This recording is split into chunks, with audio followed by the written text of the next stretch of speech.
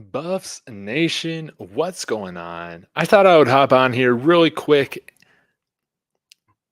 and I just want to talk with the fellas, honestly. So we'll see if anybody gets in here. I want to make this a call-in show. I think that would be pretty fun, or to just answer any questions that y'all have. Again, big props to Steve from the Go Route, spending almost an hour with me just a little bit ago in the late afternoon, early evening, and wanted to talk about the Buffs, man. I am fired up. There's a lot of different topics that I would like to get off my chest, and then I can kind of open this up to anyone that wants to join in and just chat college football, chat Buffs. I got a I got a little bit of time to chat with all of you guys, so let me just copy this in and we'll see how it goes. But I'll just leave this in here. If anybody wants to call in and chat, that's totally fine. But first thing, I want to get to my little speech to open this thing up. What's going on, Green Creole? Is that this is the everything you. This is head coach you. This is what it's becoming. Now we have Bryce Underwood looking to visit here at CU. We got another five-star quarterback that's going to be visiting here later in October. What? Quarterback you? We already know this is running back you with the stacked roster that we got right there in the running back room. Alt McCaskill, Dylan Edwards, Smoke. Heck, Hankerson played really well. We got Savion Wilkerson. That whole room is really great. And Charlie Offerdahl, he could probably be a scholarship player at some other different schools, right? Man, it's exciting after one game just to see the notoriety that and the growth that this program is getting, the recognition and the credit that Coach Prime has deserved. He is finally starting to get some of that. Of course, there are haters out there, and I think that's funny. People are threatened when the most powerful man in college football is Deion Sanders himself, the legendary Hall of Fame cornerback, wide receiver, the preacher, the motivator, all of that. Some people might have an issue with, you know, Coach Prime becoming the first black head coach in college football to win a national championship. But most of y'all, I feel like, including myself, we really want to see that happen. And it would be the sweetest thing to see it happen in the black and gold, right? That would just be incredible. But man, I love the fact that Coach Prime is keeping all these receipts. I love the fact that after every win, yeah, I mean, he's gonna make people eat their words. And man, I love it. I love it. And you know what? People are saying, well, you better be nice to the media because they're going to be mean to you once you lose and stuff like that. Have you not been following his whole career right now, his whole coaching career right now? I mean, what else has been happening? Right? Right? I mean, there are people that look for every little thing to criticize this man over. It is just ridiculous. But man, it was great to see on Saturday after that big win, him come out and just rip that ass. He beat up Ed Werder, man, with those words. He really put him in the corner, and I love to see our coach coming out there speaking like that, speaking confidently. Things are never perfect, right? Things are never perfect. But Coach Brown, he's confident in who he is. He's confident in himself. I mean, he was saying that, in the press conference. Why do I care about any or like I I don't really care what y'all have to say. Like he does, because obviously he's like, I'm right and you guys are wrong. But his sense of self doesn't come from what these people are saying, and it's just so evident. It's inspiring. You see the rest of the team taking that on as well and embodying it. And man, I can't wait. I can't wait. Uh, you know, maybe this might ruffle some feathers. My goodness, if I can talk, right? But I mean, instead of just saying it, head coach you, wide receiver you, QB you, DB you. Hopefully, we'll be defensive line and O line you here soon, right? Why don't we just say it's daddy you? Because we're going to be everybody's daddies. That's right. Colorado is going to be the daddy of them all to take down in college football. And I mean, that's just really what we are. Daddy you. Uh, I think it's funny, and I think it's awesome, and we're gonna enjoy every single moment of this. By the way, Green Creole, you're totally right. A confident coach creates confident players and staff. And again, what I'm looking forward to in this matchup is to see how motivated and fired up Nebraska is about their head coach, basically interviewing for a job with Coach Prime's staff on Monday. I mean, that was just a little. It was. I mean, I'm all for coaches not wanting to create any buzz in the media or any drama, and so giving your opponent credit. That's great and all, but it was a little weird. It got a little weird, right? Exactly. Like Colorado, Daddy University. That's just what we are. And man, I just can't wait. I can't wait for Saturday. I can't wait to watch it with you guys. And again, this matchup just means so much to me. I don't care. I know we won't lose the rest of the games, after this week, right? But again, no matter what happens for the rest of the year, we better be able to come back and look back and say that, man, that win against Nebraska, that was freaking awesome. Tally Heat in the building. Thank you so much. Natty U. Why the hell didn't I just think of that? That sounds way better than Daddy U. Um, right? That sounds, that just sounds so much better. But this is the other thing I want to say. What I saw in the well off media videos, dude, T.O., man, Terrell Owens, what are you doing, man? Get that red hat off. Now, I saw that this was just a clip, so I didn't see if they made him take that off.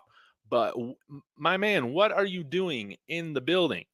Excuse me, sir. I need you to remove your hat. You're in Buffs territory right now. You cannot be wearing red there on campus, man. Especially for this week, right? Um, I mean, I was thinking about putting on a Nuggets jersey, but there was maroon, and I'm like, not for this week. I'm not even putting that on for this week. So, Terrell Owens, come on, man, come on, you got to get with it. Hopefully, some hopefuls that I'm hoping to see from at the game tomorrow. Please, please, please, please, let's see Stephen A. Smith and Shannon Sharp there. I love that they're finally working together. Um, you know, I'm a big fan of Stephen A. Smith. I love Stephen A. Smith. I think he's fantastic. And I didn't really like him that much when he was working with Skip because I don't really like Skip Bayless. So I didn't really watch much First Take when they were working together because I just can't stand Skip Bayless. I mean, who really likes Skip Bayless? Now, I know, I guess Coach Prime likes Skip Bayless since he went on his show, but maybe that had to do more with Michael Irving.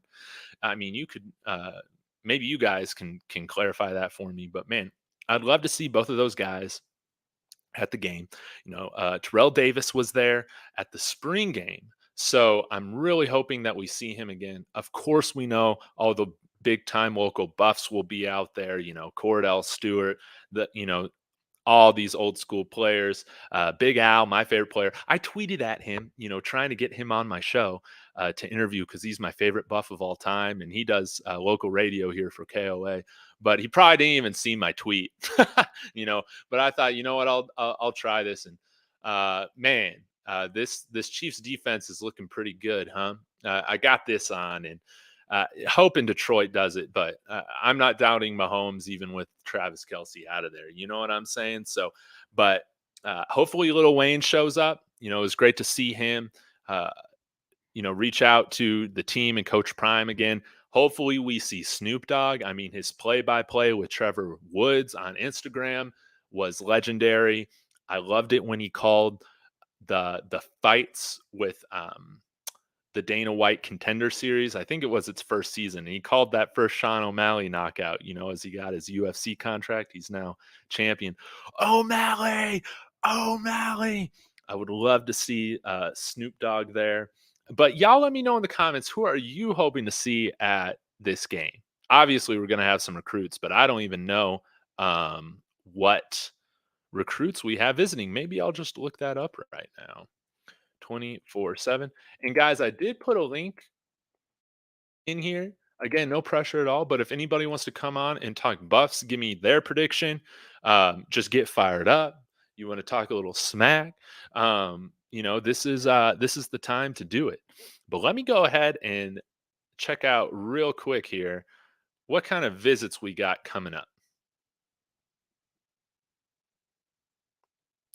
Okay, because I haven't followed any of this, and now I'm catching up.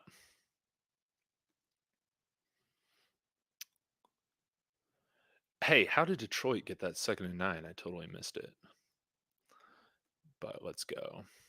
Also, I think as long as I still don't get Nebraska tickets, I'll be doing a live watch along. I promise this time that I won't blow out the mic. I'm really sorry that that happened. Like every time I was celebrating, and that gets kind of annoying. So I'm sorry, guys. I'll be better. Okay. And who doesn't love a good Snickers? All right. So we got two visitors on September 9th. We have, let's see, we have Cameron McKell. Now, I have seen him tweeted about, but I honestly haven't looked into him yet.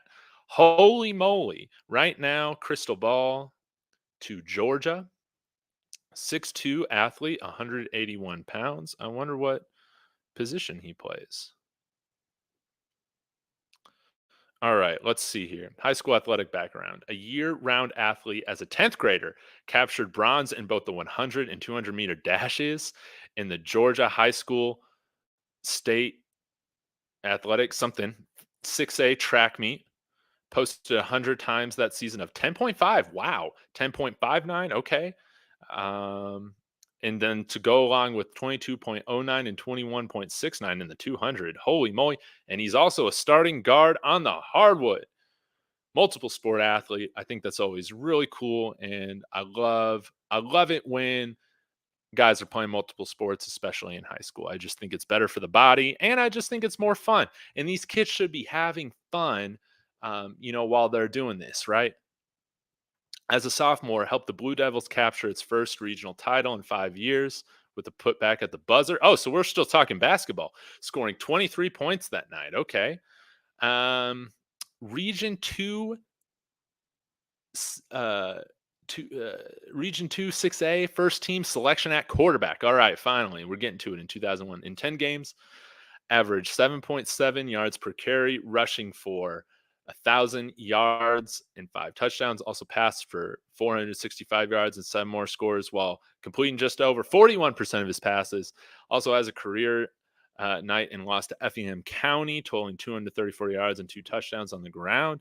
Okay, so it sounds like he probably won't be playing quarterback at the next level, but maybe could be in at running back, wide receiver.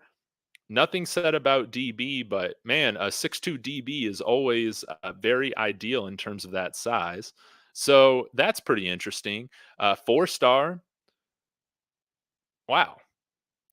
So, man, 24/7 composite has him ranked as the ninth overall athlete. That's great. And the 14th ranked overall athlete. And I mean, a top 25 player in a high school powerhouse state like Georgia, that's a very big deal. So awesome, Cameron. I really hope you enjoy your visit. This is the game to come to. That's for sure. Oh, guys, I was sharing my wrong screen the entire time. How embarrassing is that? So hopefully that I mean, I guess I was still talking about Cameron McKell, but yeah, 6'2 athlete, 181 pounds. Right now, crystal ball to Georgia. And he's got some interesting offers. So we have offered this young man along with Georgia, Georgia Tech, Kentucky, South Carolina, Tennessee, Texas A&M. Man, I mean, he's not going to go to Indiana. Let's be real. But Alabama has offered Florida, Florida State. Awesome, awesome. So I really hope he enjoys his stay here. Now let's check out this Amontre Bradford. See what he's got going on here. we need some more edge. We need some more defense. I hope we load up on that position right now. Should be fine. Getting some more athletes here for Charles Kelly, Nick Williams, Sal Sunseri to work with, right? 6'4", 230 pounds. Good Lord. 87 rating composite. Okay. Top 100 player in Georgia from Statesboro. Wait, is that where yeah, Cameron McKell is also from Statesboro. So they are teammates coming out here. Man, that's fun. And you definitely want to come out here with teammates. That's the best way to do it. Oh, Jameer Gibbs took a man, he had that touchdown, then he just fell over. Let's see what they say on the scouting report. Nothing. But he does events in track and field, does throwing events in track and field. So that's cool. Anyways, I hope that they enjoy their visits. That's always exciting. And I love that we're getting players from Georgia. We need more Georgia players, more Florida players, more Texas players, more Louisiana players, more California players. Oh man. All right. I'm back at it. And yes, I got Lawrence Collins here. Let's go, man. Thank you so much for being patient. And I think you're a good omen for me as a Broncos fan because the Chiefs are down. What's going on, Lawrence? What is going on, David Talks Buffs? How we doing Man, tonight? it's great to hear from you, man. What's on your mind? What is on my mind tonight? Well, I just so happen to be a resident of Belleville, Michigan, No way. and there is a visit coming from a quarterback that plays high school football here in Belleville, Michigan. So that's what I wanted to talk about tonight. Oh my God, man. Tell me everything about Bryce Underwood. Tell me everything about the program. Have you been able to go to any of the games? So yes, I have seen Bryce Underwood play in person. I did see Bryce Underwood play in a 7-on-7 hosted at University of Michigan just a couple months ago, and he is as advertised. 6'3" and a half, close to 6'4", about 210, 215, cannon arm, pinpoint accuracy, and he's also a good athlete. He can run it as well. He can pull it down and run it if he has to. So he's turned Belleville here in Michigan to a powerhouse. They went undefeated last year, pretty much wiped the floor with all their competition and won a state title, and they're the favorites to repeat as a state title, primarily because of him. So, yeah, that's what I'll say about Bryce Underwood. He is the real deal. Had not had an offer from CU, I believe, not too long after Coach Prime took over the program, but they hadn't reached out. So his recruiting has been wishy-washy. So Michigan are the favorites still today. They were the favorites going into the fall, because he's a junior, he's a 25, and it Mhm. seems like Michigan is the favorite. However, it appears that Bryce and family paid attention to that first game against TCU and were impressed by the offense of CU.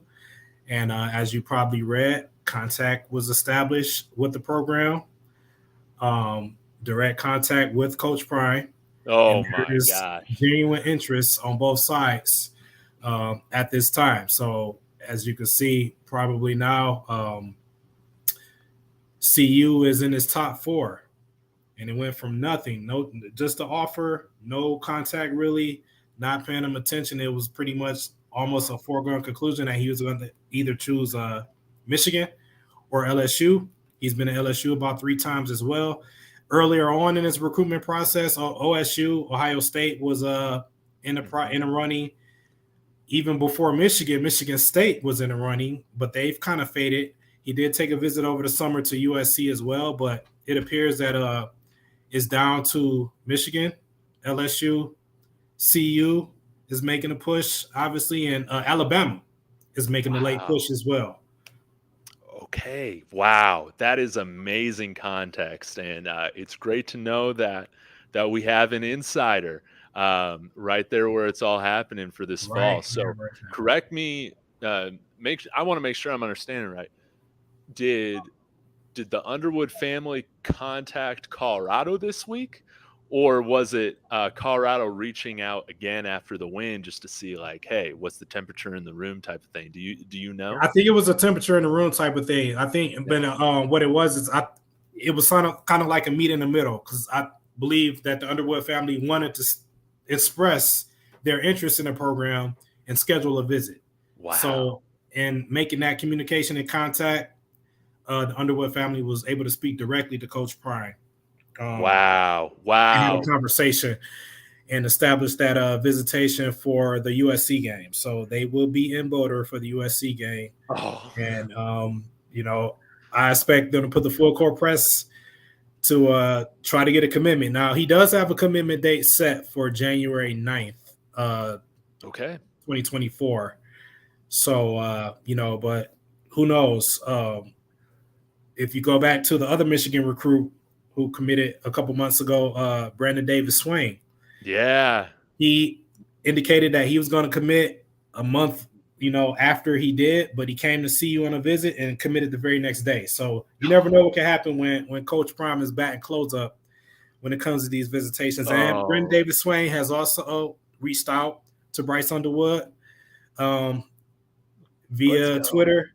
So there is pressure for him to come in, and I'm quite sure Winston Watkins, the other 25 receiver that Yeah. we have, has reached GCL. out as well. So they're going to put the heat on the full court press to land Bryce Underwood, but we'll see what happens because Oh my gosh. just as the Buffs are interested, he's going to still have that interest from Alabama, from LSU, and from his own home school here in Michigan. So Man, yeah. Who would have thought, man, just a year ago now all this is transpiring and man, like a year I ago, think that was been something I've been wondering. It was just for me, I just felt like it was a matter of time, like when some of these top end guys on offense or like at the quarterback position specifically was going to start. But man, like you could not deny that performance on Saturday. absolutely, How fun. And then like when I was looking at his huddle tape earlier this morning, like the fact that he can place the ball how he does at yes, yes, 16 years old, it is yes, yes, like I bet he's probably one of those guys that you would assume that could come in and immediately start yeah. as a true freshman, which would just be insane. Yeah, what talk to me about his game or things that you're just really impressed about with. I would love to hear your thoughts. Oh, sure. I totally agree, David. I think he's a day one starter. So if you look at we had a quarterback that came out of Michigan last year, Dante Moore, who originally Okay. committed to the Oregon Ducks, and then he flipped Mhm. his commitment to UCLA. And I think that I don't think he started the first game, but I think he did play. So he Mhm. probably will be entrenched as a starter going forward.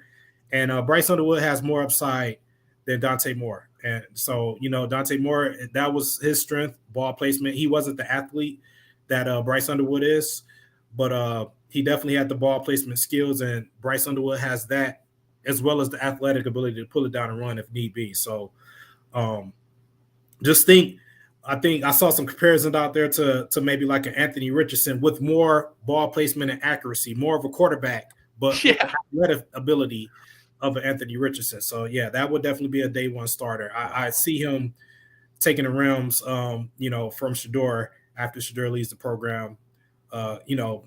Compared to the other quarterbacks that are on the roster right now, I think he definitely has, day one starter potential over Staub, over Wiseman, over Gavin Cole, and even over Danny O'Neal, who we have coming in 24. So that's what I would say.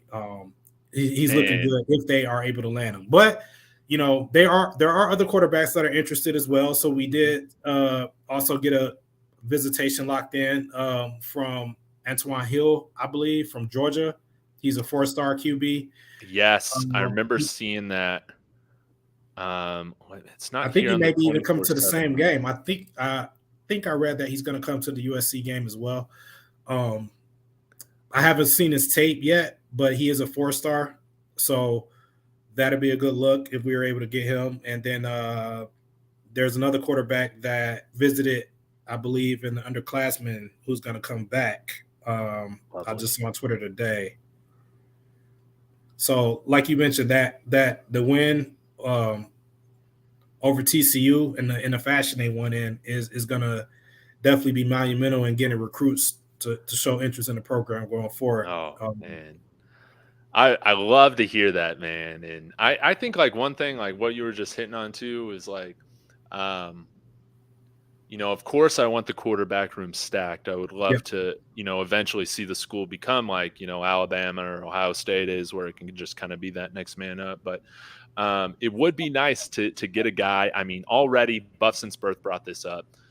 Bryce is already 6'3.5" at yeah, 16 years yeah. old. Could he be 6'7" by the You could. time he's entering college? I don't. He's growing. I don't. He may top out at about 6'4", 6'5". I don't think he's going to grow too much more. But we'll take it because he's going to have that athletic ability and continue to have that touch. That's something that if you have at this age, it doesn't go away. So, and if you don't have it, it's hard to develop. That's something that we've noticed that's been a constant with Shador. Shador has had Hmm. touch and been like a packet passer with the ability to pull it down and run if need be his entire career. Going back to his high school days, that's something he's honed and perfected and stayed with him no matter whether or not his body type or size changed. So I think that'll be the same case with Bryce Underwood as well, which is why I'm hoping that CU can put close the deal when he comes to visit for USC and get a commitment. And Yeah, I'll say that as a Michigan resident, as a Michigan fan, but I want him to go to CU. I'd rather him go to CU because I'll tell you a story about his Michigan recruitment, something as you will only know locally here. let's So go. Michigan, I forgot the name, but they just changed offensive coordinators. Okay. They have a new offensive coordinator. And the offensive coordinator they had last year when Bryce Underwood was a freshman didn't pay him any attention at all. Didn't send an offer, was kind of blowing him off. And he was killing it as a freshman. It was just like, come on, guy. You need to offer him and get on him. This guy's he's gonna be good.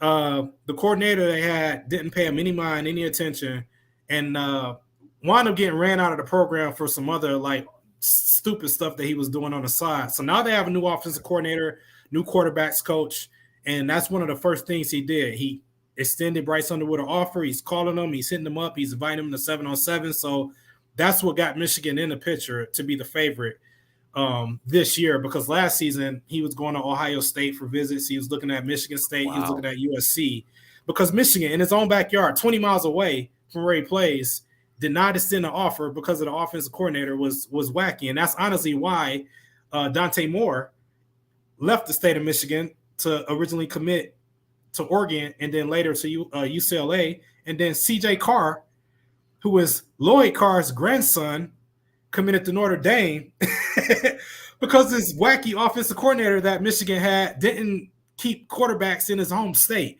So Good Lord. it's it's not, even though they're on track right now, and I will still say that they're the front runner because now the staff seems to be giving him his just due and his attention.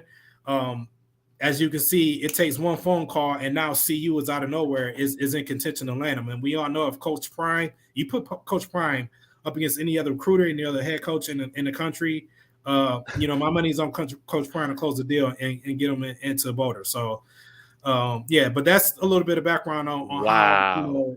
the other recruiters and staffs have dropped the ball on this 5-star quarterback. So.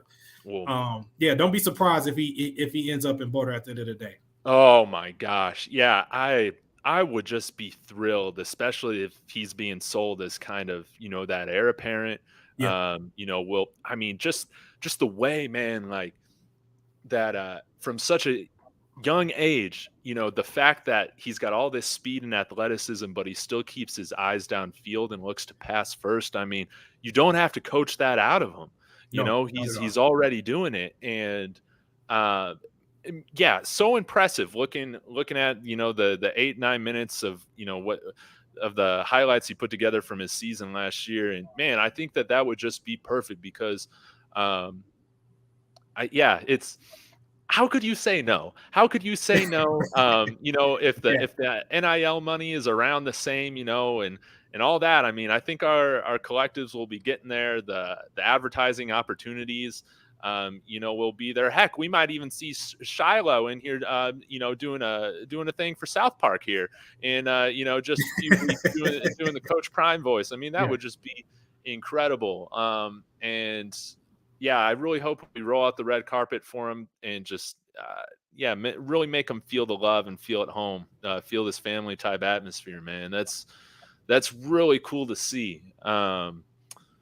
Yeah, like, do you think Michigan or like, do you got any idea? Because I don't have an idea at all. We heard about what happened with Sorry. Dude, all the phones are I'm just getting hit up all day, every day today. Oh my god. Okay, I'm chilling out.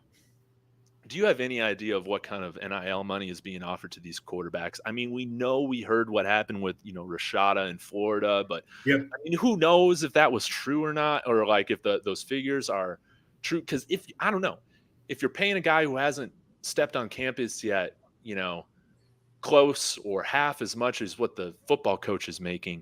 Yeah. I don't know, but what's It's your hard to kind turn of that read down. on this whole space? Yeah, it's definitely hard to turn that down, and I will say, depending on the school, the NIL money is real. So we Okay. know from what Coach Prime has said that Travis Hunter, in between the time coming from Jackson State to Colorado, that little 3 week or however long that time period gap, that they tried to take him, and they Mhm. offered a bag, according to Coach Prime, Yeah. $1.5 million. So depending on the school, the NIL money is a real deal, and it's definitely going to play a factor in all recruits, all 5-star recruits going forward. And it's just going to be a matter of that recruit having a strong support system behind them, and guidance, and having belief and faith in the program, and what they're going to become in the future to overcome that, because that's a lot of money to turn down, and these kids come from nothing. These kids have nothing to start with, and that's their goal, is to get money. They want to play the game to make money, secure the bag, so the kids say, and take care of their families, and help mom out and everything like that. So that is real. Now, I will say, as far as Michigan is concerned, they have been late, reluctant to get in on the NIL, Mhm. from all facets, all their sports. So I wouldn't think that would be that much of a compelling factor to stay home. Mhm. They just started getting their athletes into NIL maybe in the last year or so. So Okay. it does play a factor a bit, but they're not one of the schools out there throwing $1 million and $2.5 million out to the athletes to come play for Michigan. So that hasn't happened yet. Not to say that they won't try to do it with Bryce Underwood, because he's a generational talent, and I definitely think he's a future pro, but I don't think that they're quite there yet. And evident of that is, if you look at their basketball team, their center just transferred to Kansas, and he said the reason why he transferred was due to NIL, or lack thereof, at Michigan. So Wow. Wow. you know, um, That is so, that that granted, that's a different sport, but yeah, it's still not a big. It still hasn't caught on that much at University of Michigan. So that would definitely bode well for CU to come in, and, like, again, I put my money on Coach Prime versus any recruiter, head coach in the country, to pitch, give them the pitch. This is what we're after right here. We're after a national title, and you should be chasing NFL as opposed to the NIL if you want to come here to Boulder, and have a successful career and oh, yeah. succeed this quarterback right here, my son. So Man. Yeah. Man, I would love to see it. And that's great to know that, like, we're not the last, to the party with the NIL. That's really good to know. And yeah, I'm fascinated to see kind of what more opportunities we see come for our players right now, as as Coach Prime and the rest of the team are building this thing. I'm curious, from your end, living in Michigan, is there Coach Prime hype, out where you're living? Like, how is that whole thing around Michigan fans? That's a great question, David. So I will say, let me go to the chat right here. Someone posted, Letitia Johnson posted the name of the coach, Matt Weiss. Matt Weiss was the coach at Michigan. Grade A POS, because he didn't just overlooked Bryce Underwood and a lot of other quarterbacks that he let get away from the state, and I'm glad he's out of the program. But anyway, back to your question. The Coach Prime hype here in Michigan, here in Detroit area, I would say it's moderate. Depends on who you talk to, depends on where you go.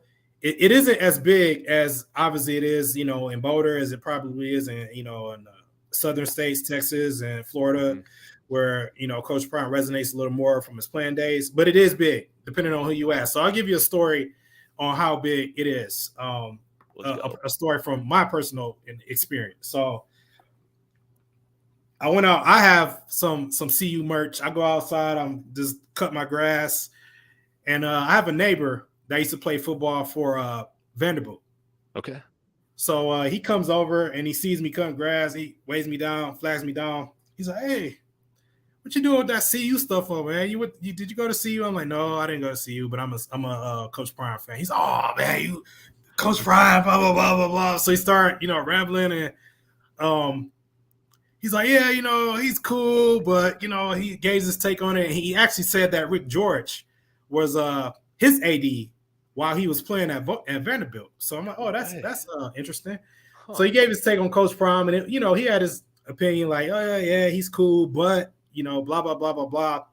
And he's like, "I know some people on the staff." So he pulls out his phone just to prove it to me, and he calls David Kelly right there in front of me, who's Coach Prime's chief of staff. And we just started talking to David Kelly on the phone right there, and it was just amazing just to hear his voice, because I hear his voice from the well-off videos and things like that.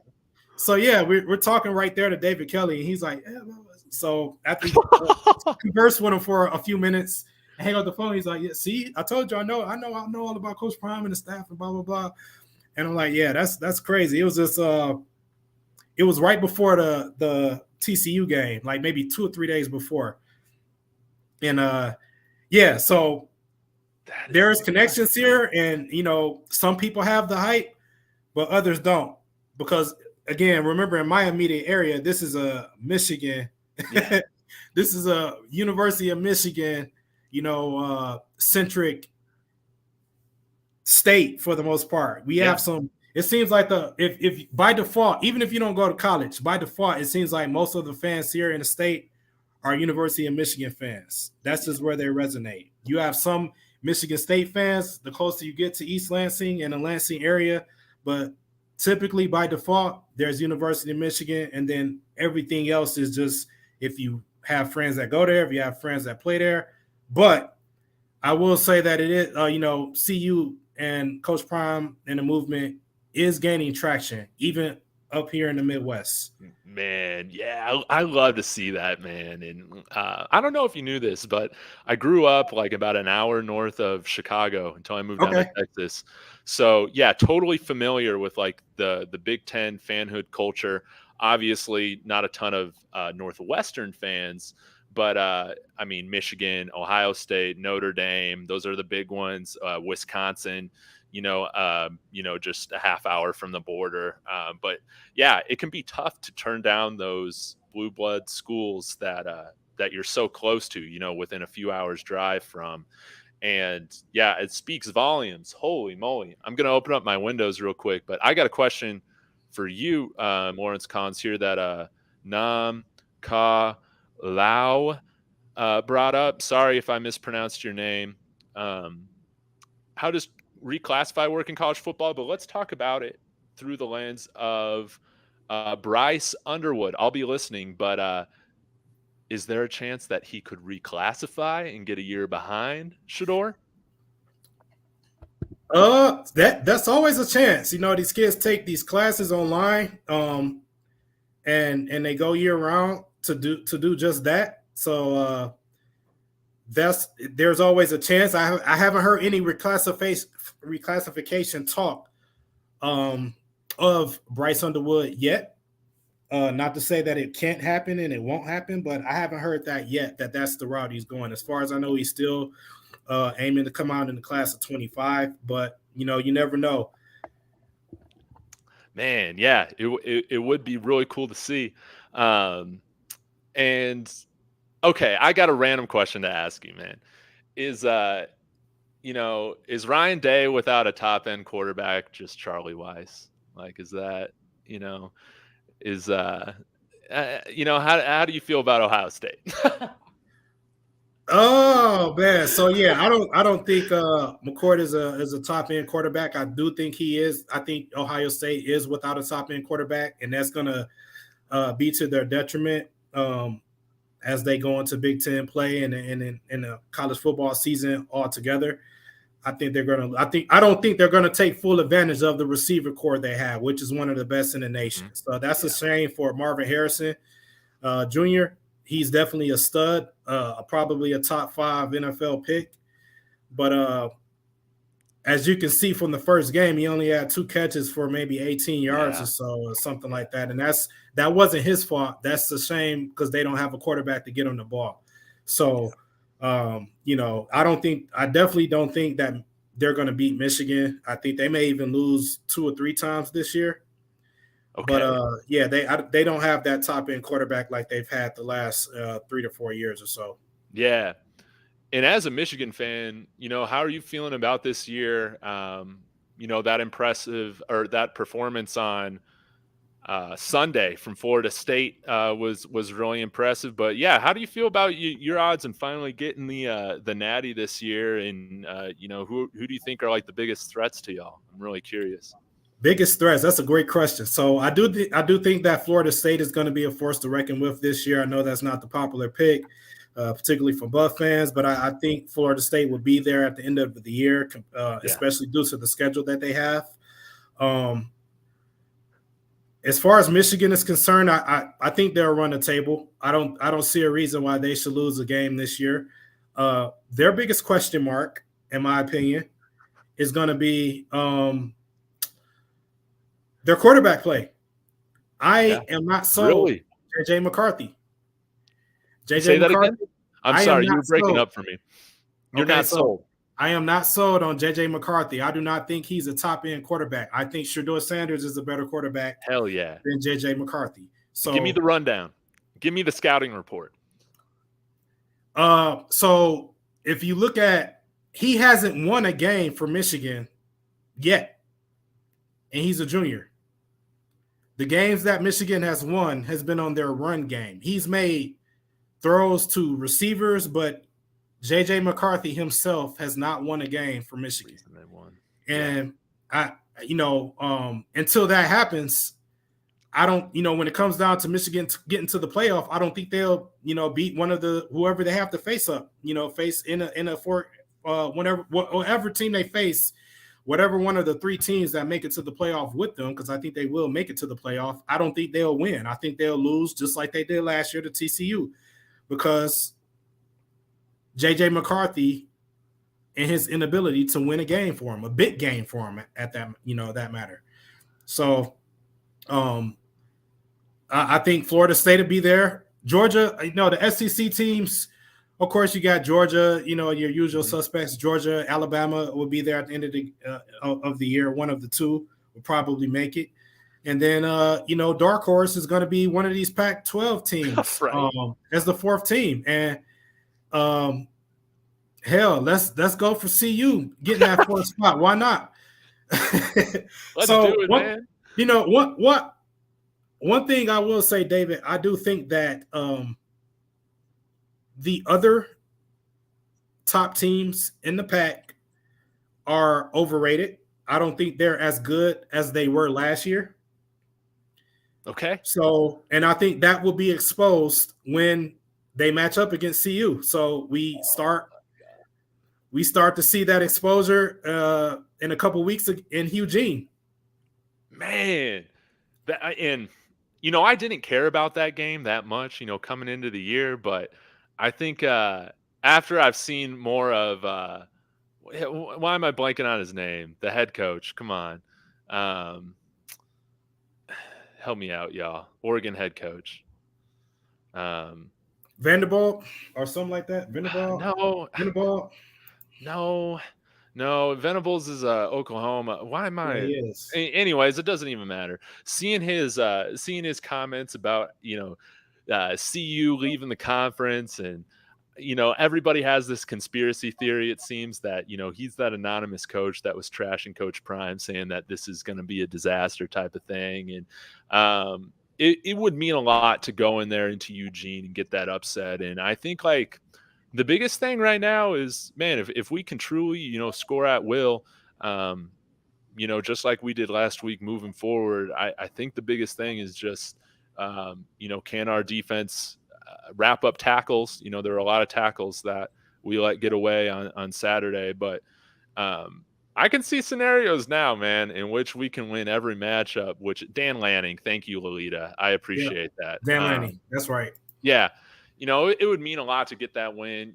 Definitely after TCU, I feel much better about this matchup with USC. Finally, getting to 1-16 against them would be freaking amazing. Kicking their butt before we send them, to get their butt kicked in the Big Ten, right? With that travel, it would just mean a lot. But yeah.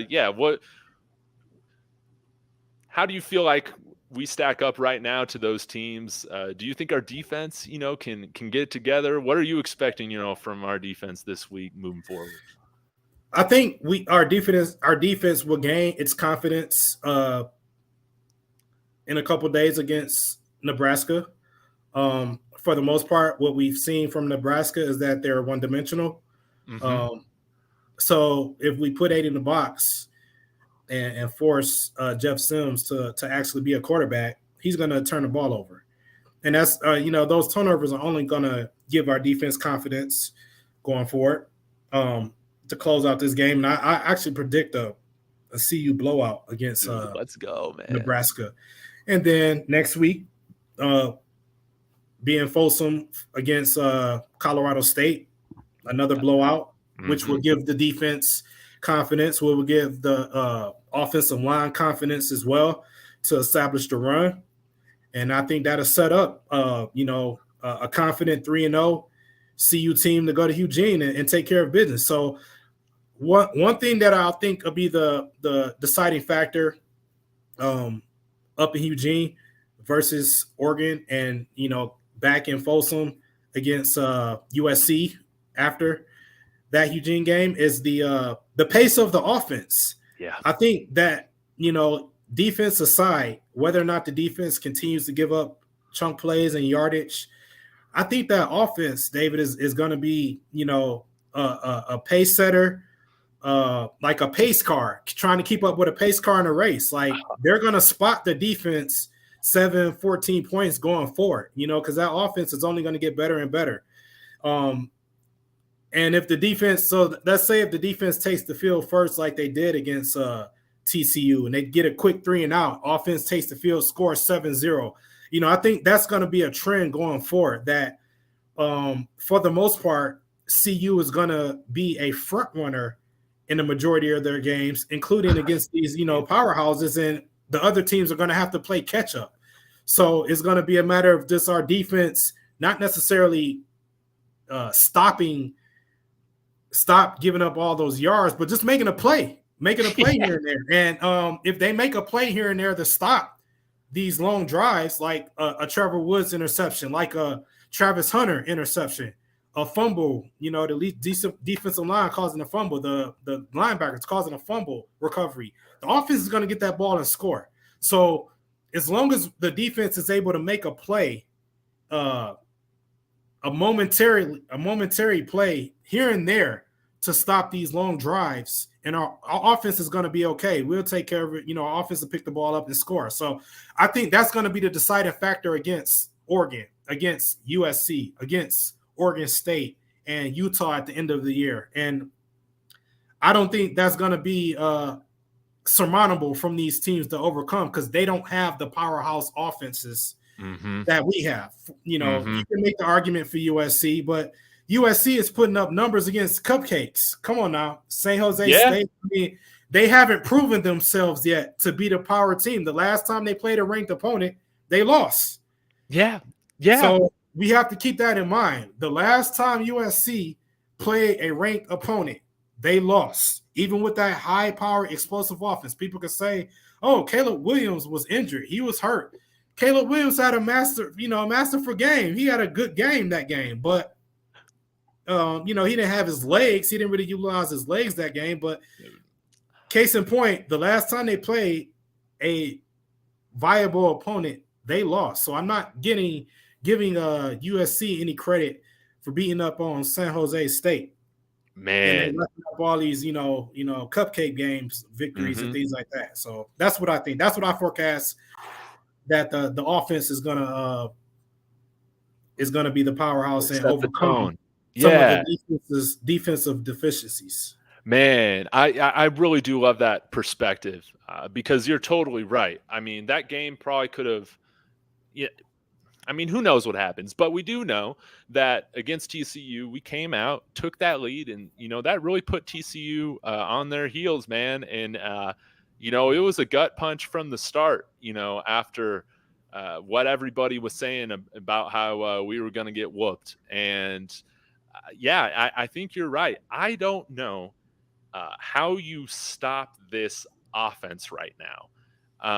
Because again, you saw the issues that TCU even had just matching up against our receivers, man. Like you can play some press on us.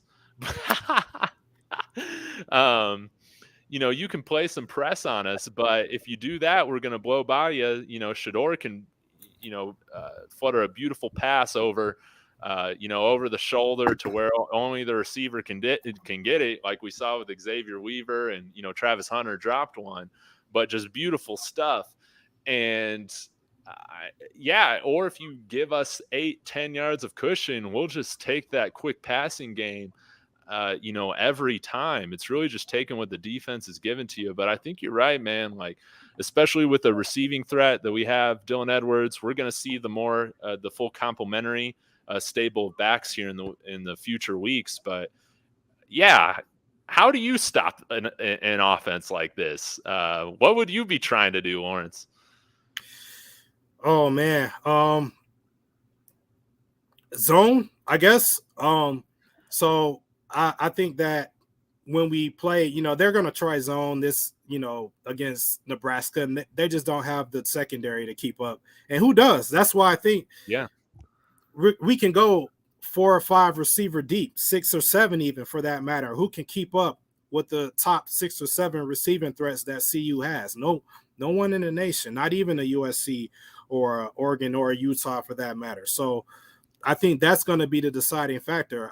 It's going to be up to our offense to spot the defense points so that they can play from ahead in the majority of the games, if not all of the games going forward. And I don't think, there's going to be an answer for that from anyone in the country. So, if I were a defensive coordinator, I would just say, hey, I'll have to go in nickel and dime most of the game.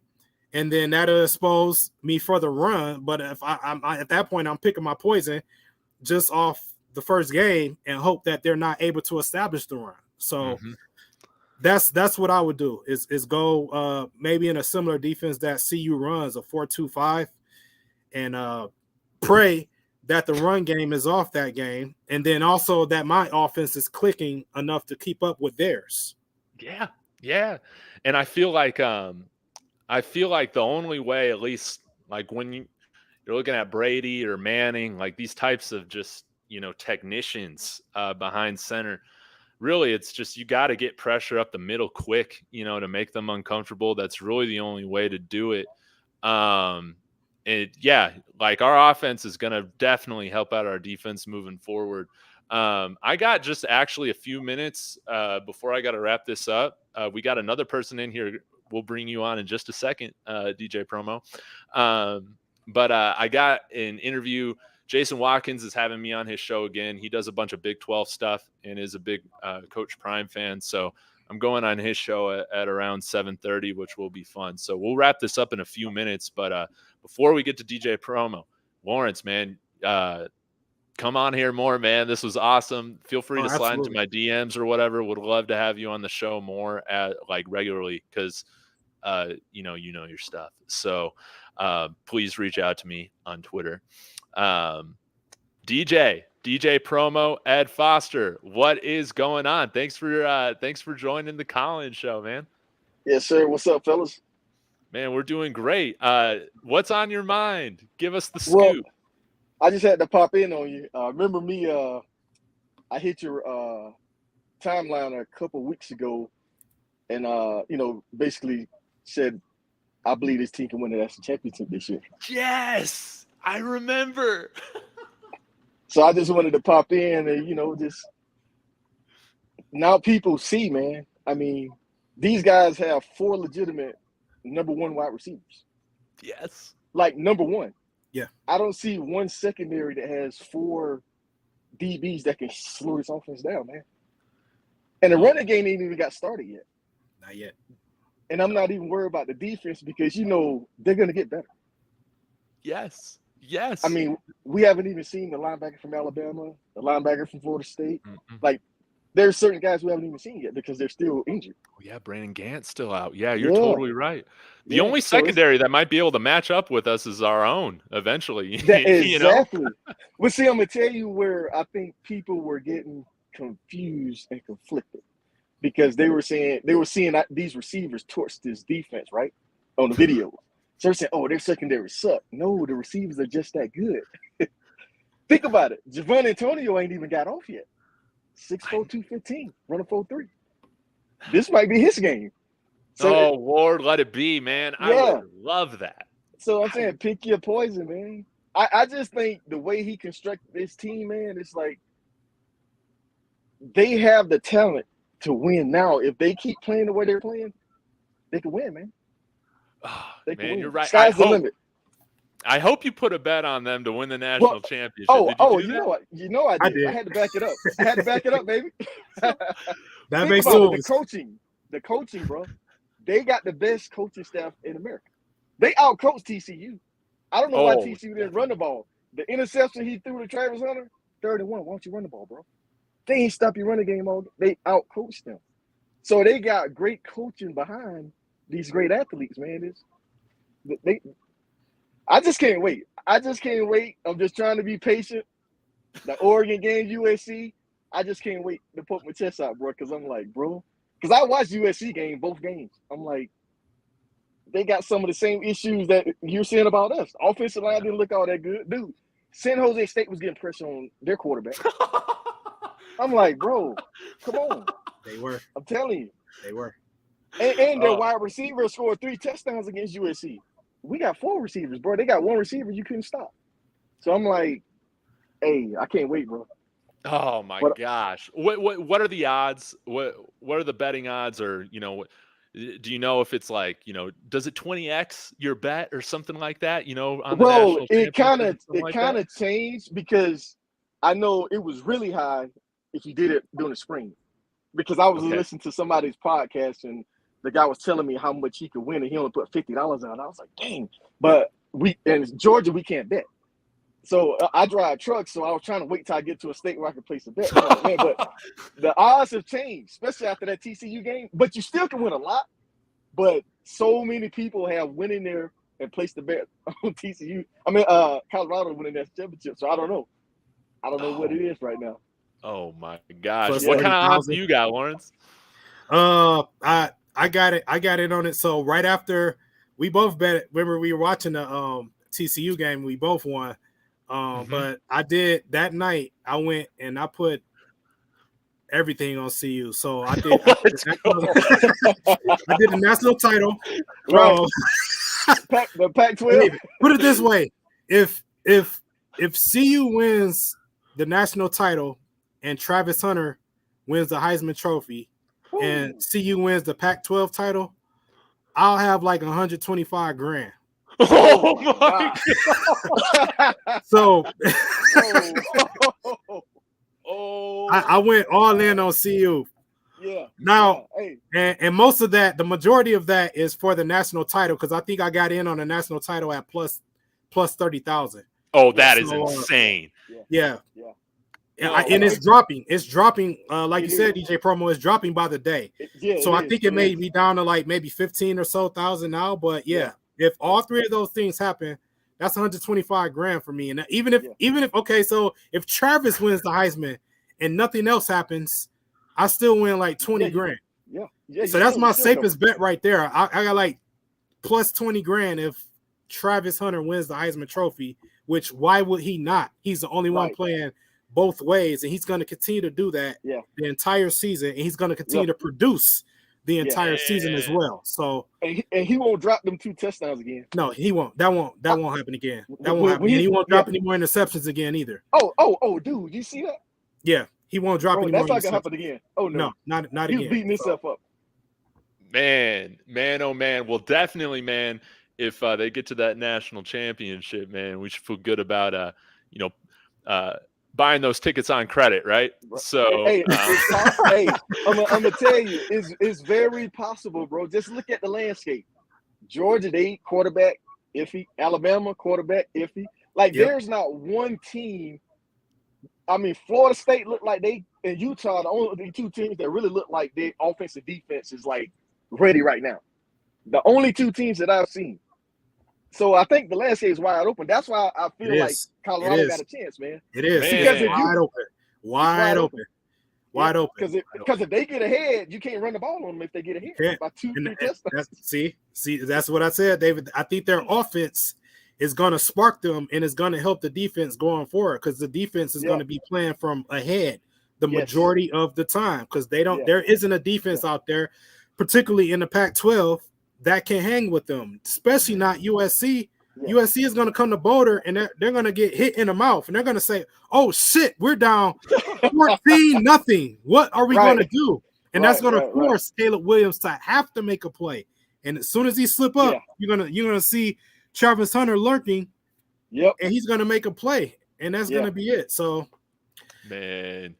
But not only that, check this out.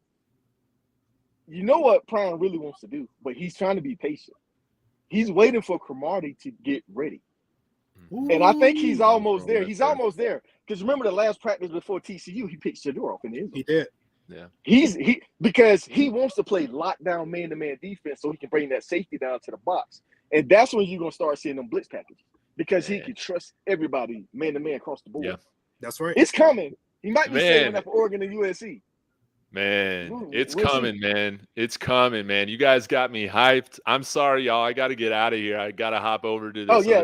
Hey, y'all be safe, man. But I just wanted to stop in and say, hey, man, what's up, man? I support y'all. Hey, man, you guys are awesome. Hit me up on Twitter. Would love to, of course, still be talking college football with you guys moving forward. Absolutely. So that's what we try and do here. So appreciate y'all. I'll get going. Thank you, everybody, for tuning in, and Sco Buffs. Yes, sir. Y'all be safe. Thanks, y'all. Yes, sir. Let's go Buffs.